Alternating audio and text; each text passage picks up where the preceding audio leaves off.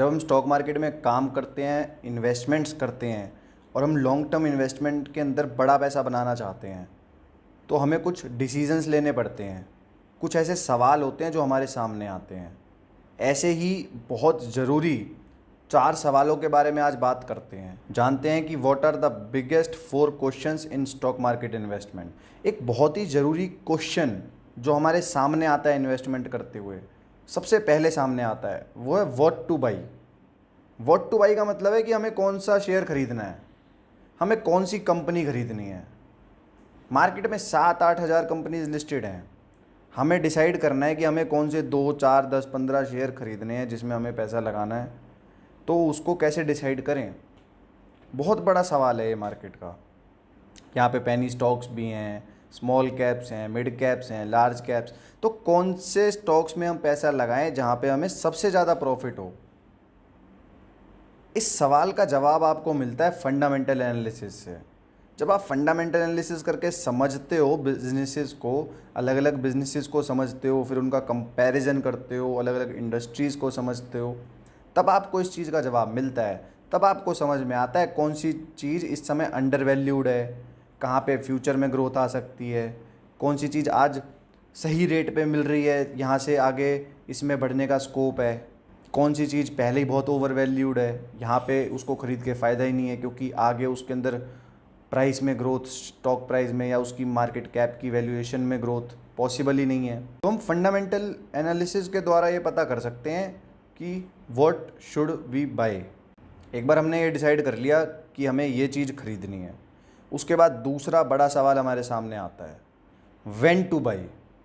कैसे पता लगाएं कि कौन सा समय सही है इस स्टॉक को खरीदने का, कि हाँ this is the right time to buy it, this is the right price to buy it. इस चीज़ को कैसे पता लगाएं, इस सवाल का जवाब मिलता है टेक्निकल एनालिसिस से। फंडामेंटल एनालिसिस से आप ये तो पता कर सकते हो कि ये कंपनी अच्छी है, मुझे ख़रीद लेनी चाहिए, इसमें ग्रोथ आ सकती है, इसमें ऑर्डर्स आ रहे हैं।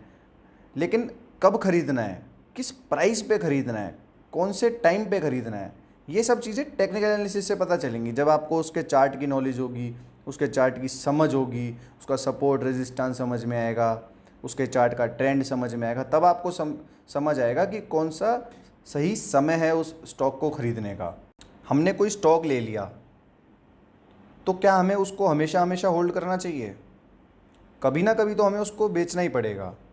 तो इसके बाद सबसे बड़ा क्वेश्चन आता है व्हेन टू सेल।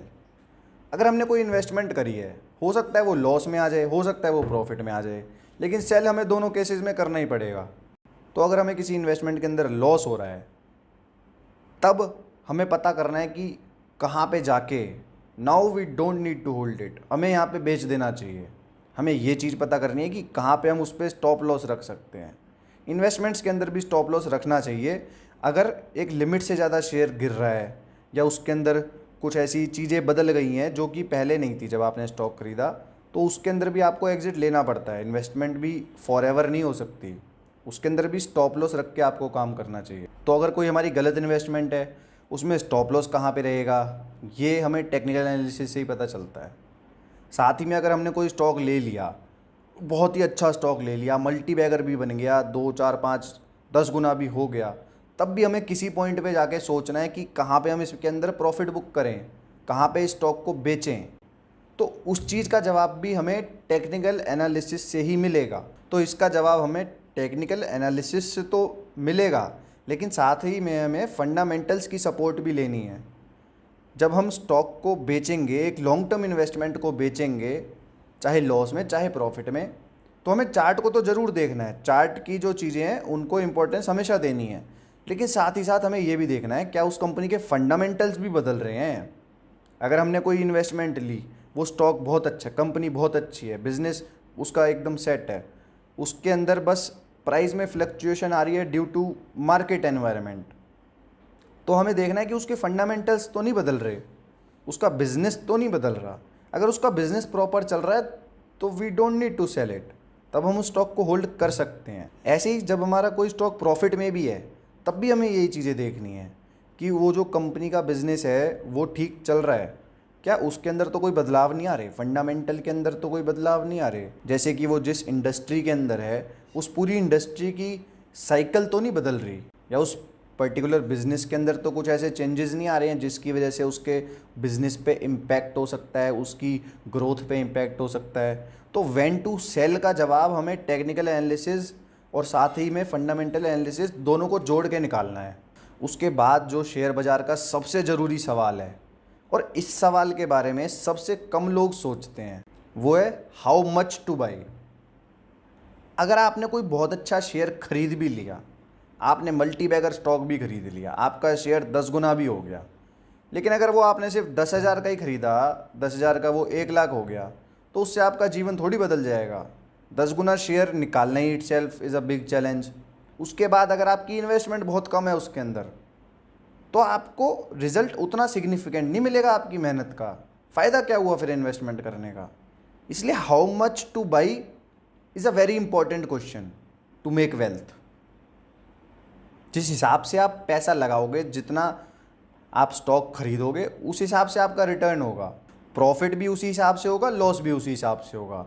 लेकिन जब आपकी रिसर्च पक्की है, आपकी कन्विक्शन पक्की है, तो आपका वहाँ पे पैसा भी ज़्यादा लगना चाहिए।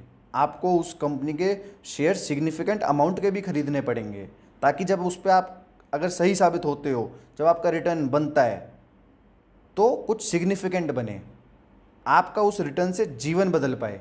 हाउ मच टू बाई इस क्वेश्चन का जो आंसर है वो हमारे ऊपर ज़्यादा डिपेंड करता है।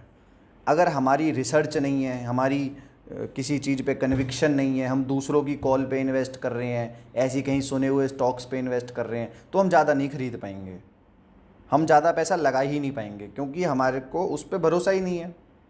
लेकिन अगर हम मेहनत करते हैं, सीखते हैं, अपनी रिसर्च करते हैं, अपने स्टॉक सिलेक्ट करते हैं, उस पर काम करते हैं, बिज़नेस को समझते हैं, तब हमारा उस पर भरोसा बनता है, तब हम उसमें ज़्यादा इन्वेस्ट कर पाते हैं, तभी ज़्यादा रिटर्न बनता है।